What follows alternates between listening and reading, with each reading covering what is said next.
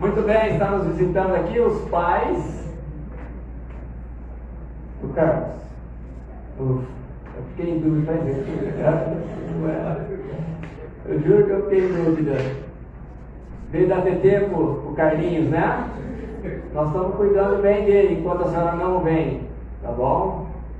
Mas toma bastante TT, viu? Para durar até o próximo retorno da mãe. Deus abençoe.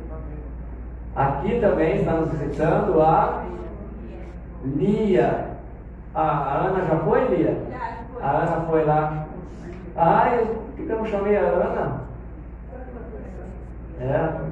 Só foi bom. Gente, a Lia veio sexta-feira na nossa vigília de oração, nossa reunião de oração, melhor, porque ela trabalha no Monte Carlo, no posto Monte Carlo, ali na entrada, naquela loja de conveniência. Eu tive num dia, lá na quinta, falei com ela, mas não reconheci porque ela estava mascarada, né? Depois o Thiago foi na sexta, que o lugar está abençoado, viu, Lia? Porque você já está lá, na verdade. E o Thiago a convidou para estar na reunião de oração e ela veio na sexta-feira, no mesmo dia, com a filha Ana. Conhecemos depois o esposo, né, o Júnior, com a outra filha, que aliás é a aluna do Thiago na escola. E veio aqui, a Lia está aqui então para somar a essa família, aumentar o número de irmãos e irmãs dessa família. Seja muito bem-vinda, viu, Lia? Alegria estar você aqui nessa noite com a sua filha. Muito bem, meus irmãos e irmãs, quero que vocês abram a palavra do Senhor. Aí em casa também abram a Bíblia na carta de Paulo aos Filipenses, capítulo 1. Paulo aos Filipenses, capítulo 1.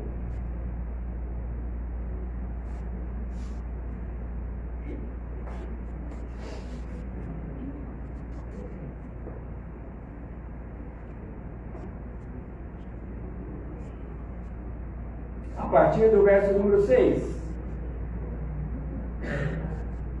Diz assim, Filipenses 1:6. Pois eu estou certo de que Deus, que começou esse bom trabalho na vida de vocês, vai continuá-lo até que ele esteja completo no dia de Cristo Jesus. Vocês estão sempre no meu coração, e é justo que eu me sinta assim a respeito de vocês, pois vocês têm participado comigo desse privilégio que Deus me deu. É isso que vocês estão fazendo agora que estou na cadeia. E foi o mesmo que fizeram quando eu estava livre para defender e anunciar com firmeza o Evangelho. Deus é testemunha de que estou dizendo a verdade, quando afirmo que o meu grande amor por todos vocês vem do próprio coração de Cristo Jesus. O que eu peço a Deus é que o amor de vocês cresça cada vez mais e que tenham sabedoria e um entendimento completo, a fim de que saibam escolher o melhor. Assim, no dia da vinda de Cristo, vocês estarão livres de toda impureza e de qualquer culpa. A vida de vocês estará cheia das boas qualidades que só Jesus Cristo pode produzir para a glória e o louvor de Deus. Para a glória e o louvor. Deixa a sua Bíblia aberta, tá? Que nós vamos voltar aí para ler os versículos. Muito bem. O tema dessa mensagem é o planejamento estratégico de Deus para o homem. O planejamento estratégico de Deus para o homem. Nossa, que tema, pastor. Planejamento estratégico, parece coisa de empresa, né? E nós temos aqui alguns formados em administração, alguns que trabalham em empresas privadas e sabem que quase toda empresa tem na entrada está escrito lá, missão, a visão da igreja. E aí? Vai pregar ou não? Pode deixar. Vai pregar? Não? Então deixa comigo. Está escrito a missão, a visão da igreja. Então, o planejamento estratégico de uma empresa vai mostrar para os seus colaboradores, para os seus funcionários, o caminho que a empresa deve seguir. A visão, a missão, aquilo que a empresa faz, onde ela quer chegar. E sabendo isso, alinhando isso tudo, as suas metas e os seus objetivos serão estabelecidos. Um paralelo com o planejamento estratégico de Deus para mim e para a sua vida. Deus quer alinhar a nossa vida no rumo que Ele quer que cada um de nós tenha. Deus quer nessa noite corrigir focos. Aquele que desviou do trilho, trazer para a visão, trazer para dentro do propósito de Deus. Deus quer nessa noite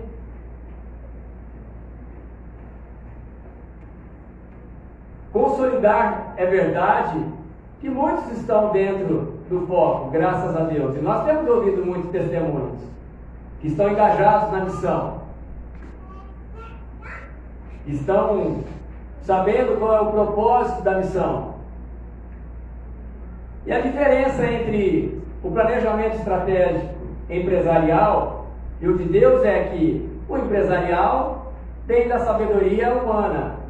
O de Deus vem da sabedoria divina, daquele que te elegeu, te chamou, te vocacionou. Aquele que é onipotente, onipresente e onisciente. Essa é a grande diferença que faz toda a diferença para nós como cristãos, como pequenos cristos. Você será que já se perguntou qual que é a minha missão? Com certeza, né? Para que eu vim aqui para Mirassol? O Diego veio lá de Prudente com a Cíntia. Por que eu vim aqui? Qual a minha missão aqui? Talvez os mais jovenzinhos aí, para que eu nasci? Por que eu nasci? Para quê? Qual que é a minha missão? Será que é crescer, casar, ter filho, envelhecer e morrer? Isso é uma cronologia óbvia da vida, né? Não é o planejamento estratégico de Deus isso. Isso é vida. Isso é vida. Então eu quero começar a falar sobre missão. Qual a missão da igreja? Qual a minha missão? E isso também vai realinhar aonde essa igreja quer chegar neste século 2021, nessa era que nós vivemos. Realinhar ministérios também. Então missão é sempre dada por alguém que está acima de nós. Missão é sempre dada por alguém que está acima de nós. É um encargo. É um encargo. E a nossa missão, como eu disse, como cristãos, está muito clara. E Jesus, um pouco antes de ascender, de subir aos céus, ele chamou os seus discípulos e disse: olha, lá está registrado em Mateus 28, de 18 a 20. Eis que toda autoridade me foi dada nos céus e na terra. Portanto, ide, fazei discípulos de todas as nações, batizando-os em nome do Pai, do Filho e do Espírito Santo, quer dizer, integrando-os à igreja visível, e ensinando esses novos discípulos a obedecer todas as coisas que eu tenho ordenado a vocês.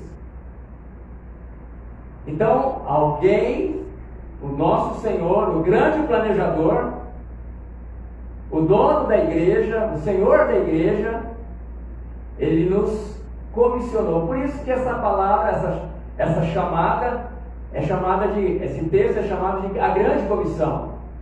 Deus nos comissionou, nos deu autoridade para pregar, para anunciar, para ensinar, para batizar. Então, queridos, para mim está muito claro que se tudo é dele, tudo é por ele e tudo é para ele, a missão é dele. Mas ele nos comissionou para essa missão. Comissão. A missão é nossa porque ele nos comissionou. Então, missão, resumindo, missão é o quê? Tem relação com o que eu devo fazer, o que nós vamos fazer. E o versículo 5, que nós não lemos, mas está no contexto, diz assim: pela vossa cooperação no Evangelho, desde o primeiro dia até agora. Paulo começou a carta dando graças a Deus. Ele estava alegre, porque quando ele orava, agora que ele estava escrevendo a carta, ele escrevia aquela carta com um sentimento de gratidão, porque eles cooperavam com o ministério de Paulo. Então, Paulo viu que aquela igreja estava dentro da missão, porque eles estavam cooperando com o Evangelho, com o ministério do missionário Paulo. E aí eu começo a pensar, trazendo lá da igreja de Filipos, na Macedônia, na Grécia hoje, aqui para a igreja de Mirassol, do século 21. Será que nós estamos cooperando com o dono da missão, com o Senhor da missão, aquele que nos comissionou, e nós como comissionados estamos na missão? É verdade que eu estou muito contente de ver que pessoas já, irmãos, já estão tendo a iniciativa de fazer as coisas nessa cidade. Por exemplo, no começo do mês, ou final do mês passado, coisa assim, uma parte dos irmãos se organizaram: vamos fazer sopa para levar para as pessoas que estão em situação de rua, chamados moradores de rua. Tecnicamente se usa em situação de rua, pessoas em situação de rua. Fizemos campanha do agasalho. Pessoas vieram aqui na igreja, irmãos vieram na igreja organizar tudo isso, prepararam a comida, pegaram seus carros, foram até o centro. Isso é cooperar, isso é cumprir a missão, porque enquanto nós oferecemos uma sopa, nós estamos ensinando, anunciando as boas novas do Evangelho. Podemos dizer que há muitos irmãos dentro da missão, porque estão operando. E isso é o nosso chamado. Deus não nos chamou para ficarmos assistindo na janelinha as coisas acontecerem. Deus nos chamou, como se diz aí um adágio nosso, para segurar no chifre do boi, para pegar no arado, porque a nossa missão é essa. Nós também vemos irmãos abrindo seus lares, ensinando, porque é uma das ações da nossa comissão, é ensinar o Evangelho para as pessoas, para que as pessoas obedeçam os mandamentos do Senhor. E graças a Deus nós estamos começando. Semana passada nós oramos, mais um lar vai ser aberto, mais pessoas vão ser ministradas, não é? Então graças a Deus por isso que há muitos que estão sendo convocados e estão se equipando e indo cumprir a missão. Eu fico muito contente com isso, porque não está vendo necessidade do pastor. As pessoas comunicam, o pastor dá uma orientação ou outra, mas as pessoas estão indo. Isso é motivo de louvor a Deus, de gratidão a Deus. Porque nós estamos na missão. E nós todos estamos escrevendo o capítulo 29 do livro de Atos. Atos dos Apóstolos, escrito pelo evangelista Lucas, tem 28 capítulos. São os capítulos iniciais, ou a história inicial da primeira igreja, da igreja primitiva. Então, o capítulo 29, eu e você estamos escrevendo, por meio da nossa missão, por meio daquilo que nós fazemos. Agora, para cumprir a missão, é preciso saber o propósito da missão. Porque senão nós ficamos meio perdidos. Eu sei qual é a minha missão, mas qual é o propósito? E o propósito tem a ver com os motivos de fazermos o que fazemos. O propósito tem a ver com os motivos, os porquês de fazermos o que nós estamos fazendo. Ou seja, os propósitos vão me impulsionar para o cumprimento da missão. O propósito é aquilo que me dá paixão. Se você tem um planejamento estratégico na sua vida, na sua empresa, os propósitos têm que ser aquilo que te dá prazer para trabalhar ali. Você precisa descobrir quais são esses propósitos. Quando nós servimos a Deus, o propósito é a paixão que nós temos de servir a esse Deus. O propósito, segundo a sabedoria humana, tem a ver com recompensas materiais, promoções, aumento salarial, elogios das pessoas, aquisição de bens, né? E por aí vai, status. Agora, se você depende dessas recompensas emocionais, materiais, para o cumprimento da missão, eu quero te dizer que você pode se frustrar na caminhada. Você pode se frustrar na caminhada. Porque nem sempre nós recebemos elogios.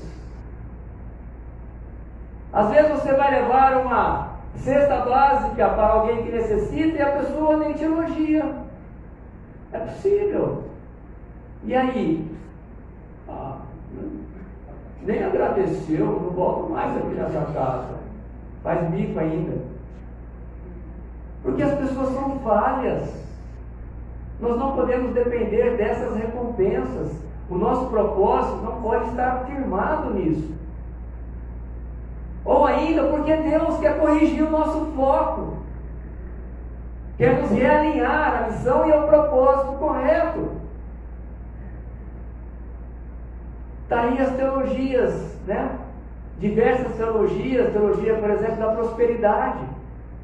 Que o propósito, muitas vezes, que muitos usam, de obedecer a Deus, é porque vai obter vantagens.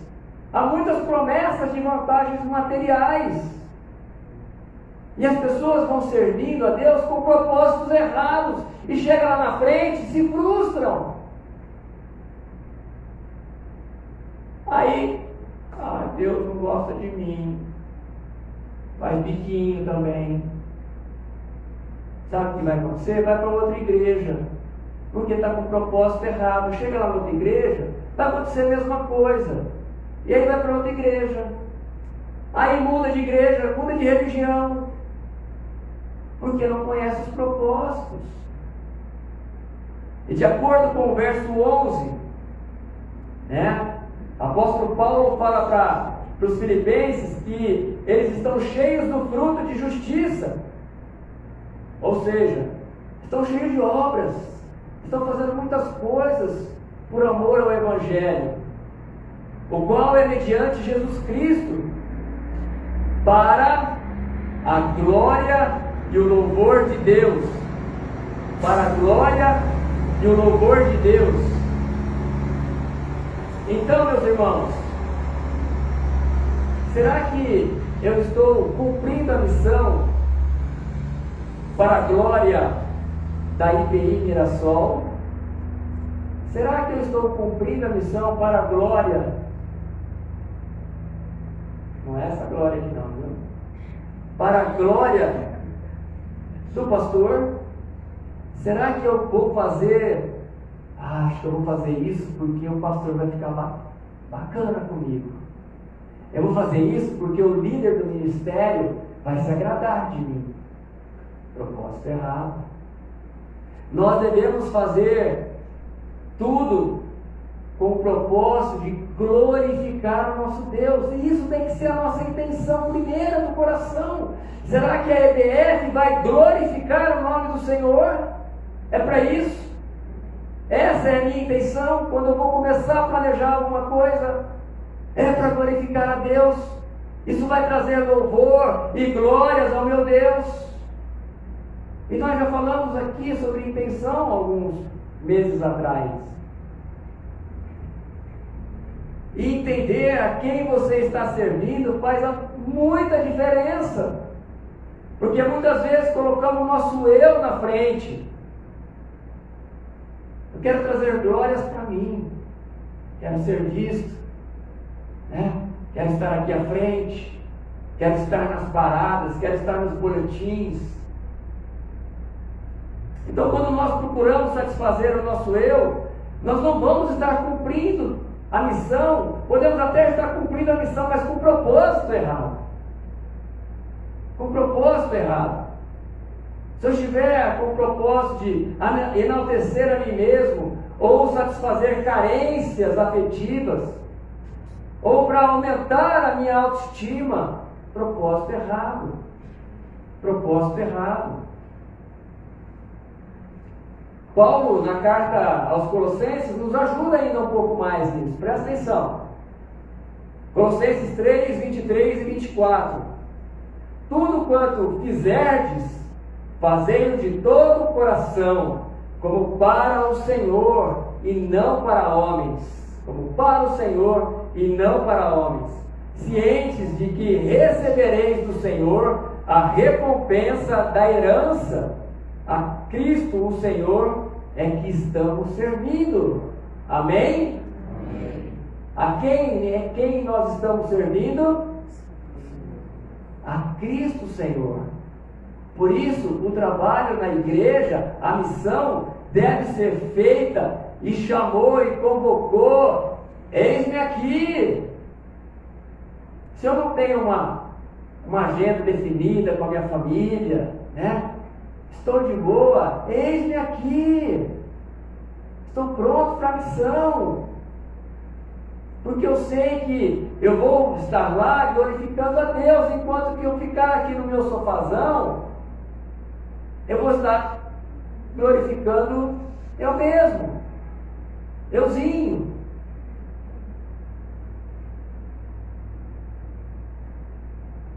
E quantas pessoas vazias, sem propósitos, que nós conhecemos?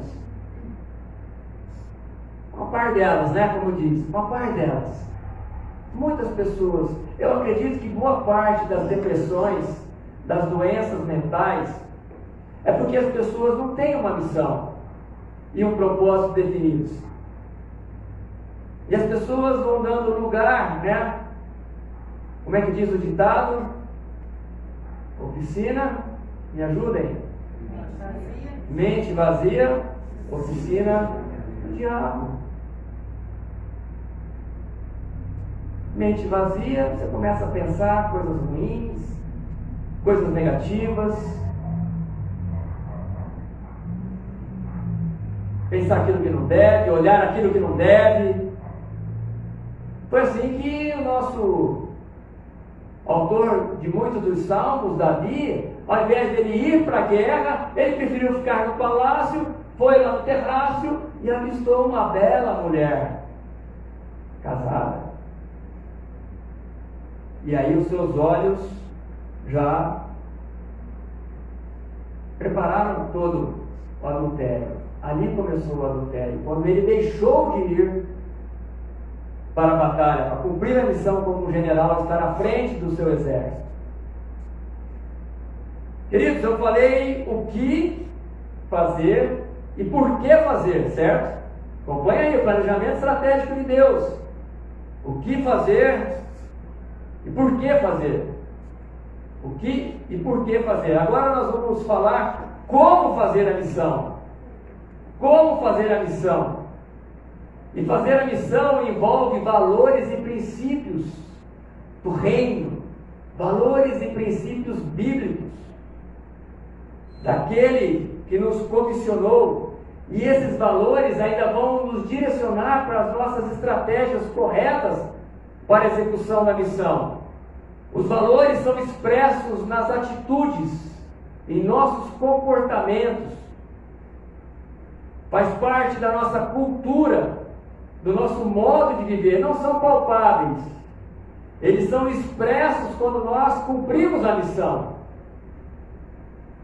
Eles são expressos quando nós cumprimos a missão. E no verso 7, se você quiser acompanhar aí, Paulo diz que é apropriado que eu me sinta assim a respeito de vocês, filipenses. Paulo estava agradecido, alegre, pois os tenho em meu coração. Paulo se alegrava ao pensar sobre as atitudes e os comportamentos dos filipenses, os valores que estavam ali sendo expressos na vida de Paulo. E para quem leu os principais temas dessa pequena carta de Paulo, tem a ver com generosidade. Generosidade, porque aquela igreja era como a nossa igreja, uma igreja de diversas classes sociais, uma igreja heterogênea como a nossa. Mas havia generosidade naquela igreja. E essa generosidade era expressa entre eles e na vida de Paulo. No relacionamento que eles tinham com Paulo, ao enviar até Epafrodito para consolar Paulo, que estava preso naquela oportunidade. Além da generosidade, que Paulo estava contente, a humildade, a simplicidade daquele povo. Um povo simples. Um povo simples. Além da simplicidade, a gente vê que era um povo unido, porque Paulo fala dessa união entre eles, apesar dessa diferença grande que havia ali naquela igreja. Então havia unidade entre as pessoas. Nós não conseguimos pegar a unidade, mas é um valor que nós temos que procurar, buscar em todo o tempo aqui entre nós, como igreja. Então, esses valores não podemos pegar, mas podemos expressar todas as vezes que estamos cumprindo a missão. Em Filipenses 4,10, Paulo é mais enfático a dizer: como eu me alegro no Senhor por vocês terem voltado a se preocupar comigo. Queridos, um outro valor importante é a alegria. E por alegria nós podemos dizer contentamento. A vida cristã precisa ser vivida com alegria. Com alegria, que é diferente de felicidade. Anota aí, contentamento é um estado de ser. Felicidade é algo momentâneo. Quando eu tenho uma conquista, uma formação, uma aquisição de um bem, eu fico feliz. Passo um aniversário, eu fico feliz. Mas o contentamento, ele é duradouro. E o nosso contentamento, ele é duradouro porque a nossa alegria vem do conhecimento pessoal de Cristo Jesus que nós temos. E da dependência da sua força, ao invés de depender das nossas experiências, capacidade. Então nós podemos, mesmo nas dificuldades, sentir a alegria, nos contentarmos, uma vez que nós confiamos plenamente em Cristo Jesus, e não nas circunstâncias. Vocês estão me entendendo até aqui? Contentamento é um valor que nós precisamos internalizar e vivenciar no dia a dia. E sabe, vem a primeira tempestade temporal, você na sua caminhada cristã, e você já vai cair o mundo. Cadê a confiança? É agora que esse valor da confiança, da alegria, do contentamento deve vir à tona e mudar todo o aspecto emocional da sua vida. Um outro valor importante que nós vemos aqui, nesse planejamento estratégico de Deus para o homem, Paulo expressa no versículo 9: oro para que o amor de vocês transborde cada vez mais e que continue a crescer. Queridos, o amor cristão é o maior elemento de união e prova da nossa salvação. O amor entre nós. O amor entre nós, e Paulo fala, e João fala isso, que nós sabemos que já passamos da morte para a vida, né? Nos convertemos a Cristo porque amamos os irmãos. Então esse é um valor que também precisa ser buscado em todo o cumprimento da missão. Já pensou se eu vou cumprir a missão de levar a comida lá para os moradores em situação de rua, mas eu não estou ali fazendo aquilo de coração? Eu não estou fazendo aquilo por amor àquela pessoa necessitada? Vai ter algum valor isso? Sabe o que é isso? É obra morta. É obra morta. Se eu não fizer as coisas, tudo que eu fizer no cumprimento da missão, sem amor, é obra morta.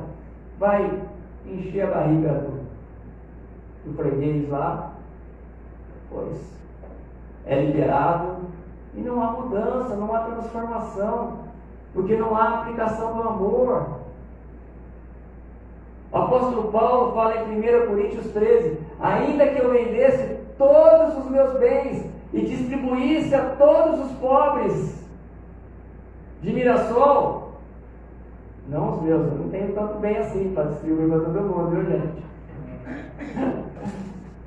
Se não tivesse amor, de nada valeria. Obra morta. Obra morta. Obra morta. Por isso o amor é importante. E Jesus sabia disso muito bem. Por isso que no Evangelho de João 13:1, o evangelista João diz que Jesus amou os seus discípulos e os amou até o fim. Amou-os até o fim. O Senhor nos ensinou esse valor que nós temos que buscar em todo o tempo. Amar a Deus e as pessoas. Certa feita o mestre da lei perguntou ao Senhor: qual que é o maior mandamento da lei? E o Senhor respondeu: amar a Deus de toda a sua mente, de todo o seu entendimento, de todo o seu coração, de toda a sua alma. E o segundo, igualmente a esse, amar as pessoas como a si mesmo. Eu me amo, porque eu me alimento, escovo os dentes, faço perfume, não é? Eu cuido de mim, eu me amo. Eu preciso amar as pessoas assim como eu me amo, porque essa é a direção do Senhor para nós. Portanto, irmãos, valores não são palpáveis, são expressos durante a realização da missão. Missão, o que fazer? Propósito, por que eu faço a missão? Valores são crenças, comportamentos, atitudes que eu devo ter durante a realização da missão. Agora eu preciso alinhar as minhas estratégias. Ou seja, aonde eu quero chegar? Eu estou aqui, aonde eu quero chegar? Como eu vou chegar lá? E nesse mesmo versículo, Paulo diz que oro para que o amor de vocês. Então a estratégia de Paulo para que os filipenses continuem a ser operosos, continuem dentro do propósito da missão, com esses valores,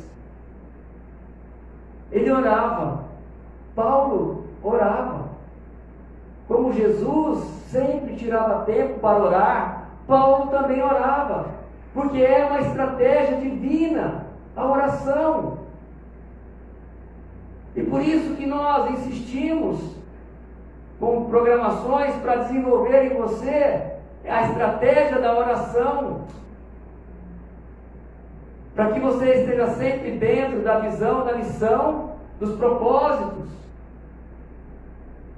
para que esses valores não sejam negociáveis de forma alguma com as vozes da cultura, com as vozes do mundanismo, do secularismo, do liberalismo, do marxismo, de todo tipo de ismo. Nós precisamos orar para nos fortalecer, porque quando oramos estamos em contato direto com o Pai e somos ministrados nesse momento. Há muitas outras estratégias: leitura bíblica, meditação, as práticas disciplinas espirituais, são todas estratégias que me ajudam a sair de um estado de letargia, de um estado de mornidão, de um estado de apatia espiritual, a uma espiritualidade relevante, saudável e contagiante. A oração é fundamental dentro das estratégias, do plano estratégico de Deus para o ser humano. Um outro elemento do planejamento estratégico de Deus é a visão. A visão. Aonde você quer chegar? Isso é visão. Visão de futuro. Olhar lá na frente. Aonde nós queremos chegar como IPI de Mirassol?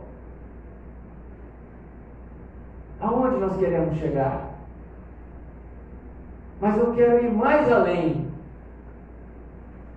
Eu quero ir um pouquinho mais além, porque o texto, na verdade, o texto, quando eu li, me chamou a atenção por causa disso, por causa da visão que nós precisamos ter como crentes e perdemos essa visão por causa dos cuidados desse mundo.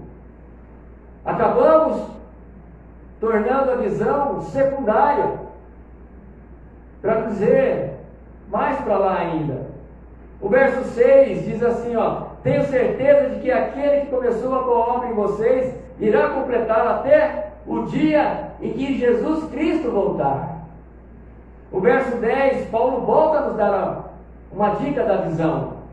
Quero que compreendam o que é verdadeiramente importante, para que vivam de modo puro e sem culpa, até o dia de Cristo voltar. Paulo, os pais da igreja e a igreja de todas as épocas acreditavam que Cristo voltaria durante a vida deles. Isso tem acompanhado toda a história depois que Jesus subiu aos céus e disse que voltaria. Todos os cristãos de todas as épocas esperam na sua vida, durante a sua vida, a volta de Jesus. 1 Tessalonicenses, Paulo ainda falando, capítulo 5, verso 2, diz que pois vocês sabem muito bem que o dia do Senhor virá inesperadamente, como ladrão de noite.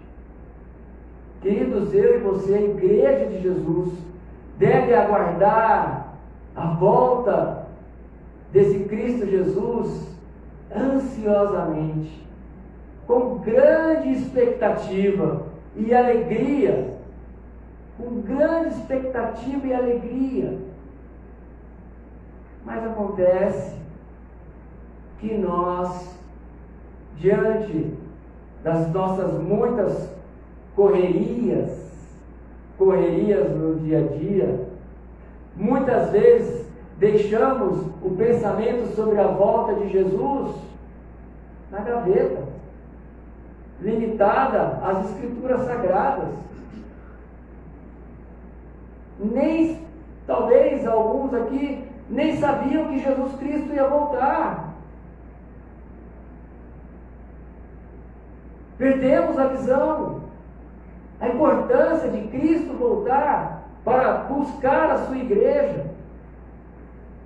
Os planos e projetos, planejamentos que fazemos, né? Por exemplo, casamento, noivado, casamento, formação, faculdade, nascimento de filhos, sucesso profissional, aposentadoria e muitas outras coisas, muitos outros cuidados dessa vida acabam nos desviando do foco, da visão.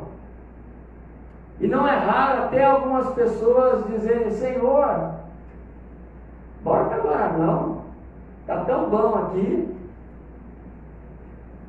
olha meus filhinhos, que lindinhos, é tão gostoso curtir nossos filhos, Senhor, volta agora não.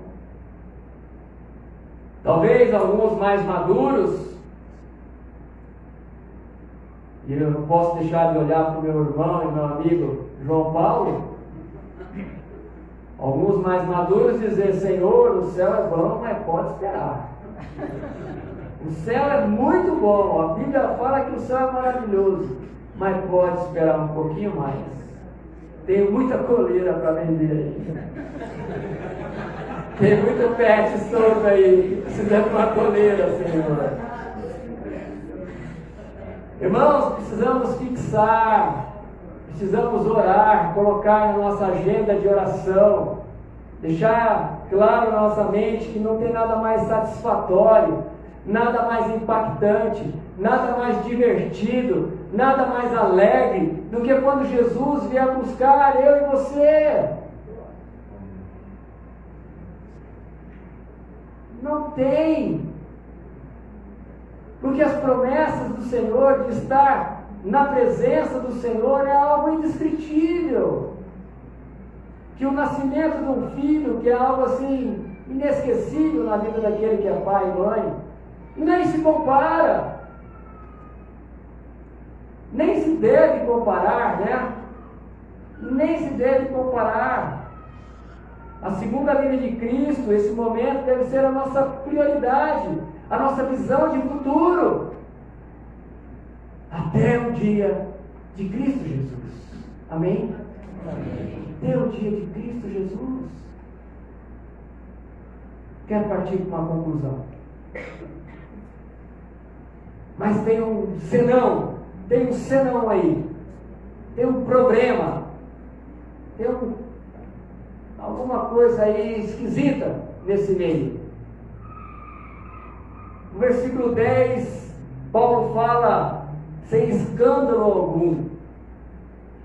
Então Paulo, sábio, sabia que o que causa escândalo é o pecado. É o pecado. E nós, infelizmente, somos pecadores. No exercício do planejamento, no desenvolvimento do planejamento estratégico de Deus, nós podemos pecar. Podemos cometer deslizes. Por mais ciente que nós estejamos a partir de hoje, de todos os elementos, de todas as fases, etapas que Deus quer que nós desenvolvamos durante a nossa vida. Mas há uma esperança. O versículo 6, que nós começamos a ler, diz assim: tendo por certo isso, que aquele que começou a boa obra em vocês a aperfeiçoará até o dia de Jesus Cristo. Sabe, eu posso ter todo o conhecimento disso tudo que eu falei, posso entender tudo isso, eu que preparei, posso estar entendendo muito bem isso, mas sou imperfeito, sou falho e vou falhar. Não é que eu estou chamando a falha, não. Eu sei que eu vou falhar, porque eu conheço a minha humanidade, sei que sou falho, conheço as minhas fraquezas e as minhas virtudes.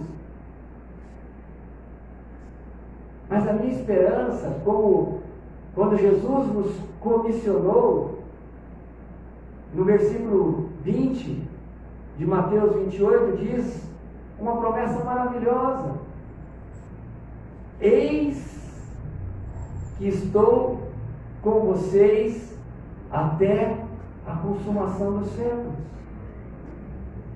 O grande planejador nos prometeu que vai estar conosco na caminhada, nos ajudando, nos segurando, nos levantando lá do chão quando nós cairmos, nos colocando de pé novamente, nos colocando nos trilhos, nos caminhos do Senhor. Irmão, irmã, você não está sozinho. Você não está sozinha. Olha aqui para mim. Olha aqui para mim. Você não está sozinho. Você não está sozinha. O Espírito de Cristo está com você. O Deus Emanuel significa Deus conosco. Está em nós. E é por nós. E vai agir nos aperfeiçoando até o dia que Cristo voltar. Amém? Fecha teus olhos. Eu não sei aonde na caminhada você possa ter perdido o foco da missão. Propósito, então, a paixão de servir a esse Senhor talvez nunca se acendeu no seu coração de verdade. Talvez você seja só um simpatizante das coisas de Deus. Mas esse é o momento, essa é a noite de deixar de ser simpatizante e de se tornar um filho desse grande planejador. Por isso, no seu silêncio, aí na sua casa, fala: Senhor, eis-me aqui, eu me rendo completa e definitivamente ao Senhor. Eu quero entrar neste ciclo de um planejamento estratégico do Senhor para a minha vida. Começar por paixão. Paixão pelo Senhor. Me faz um adorador. Me faz um adorador. Que eu possa adorar em todo o tempo.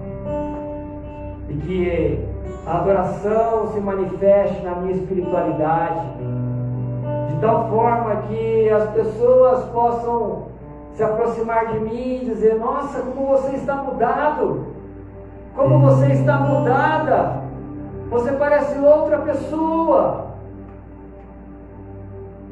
Hoje eu ouvi isso, hoje eu ouvi um testemunho desse, e alegrou muito o meu coração. A pessoa afirmando que